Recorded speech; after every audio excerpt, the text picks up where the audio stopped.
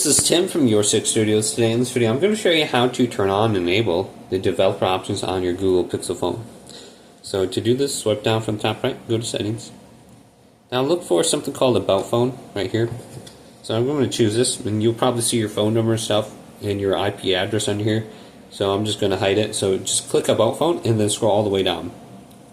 So let's scroll all the way down. Scroll all the way down to the bottom and you'll see an option for build number. Tap this 5 times. And it's going to unlock the developer options. Now go back. And right above About Phone is System. Tap that. Scroll all the way down. And then here's the developer options that you just unlocked. We can go this now and we can look at our memory if we turn this on. I can see I have about 7.8 gigabytes free.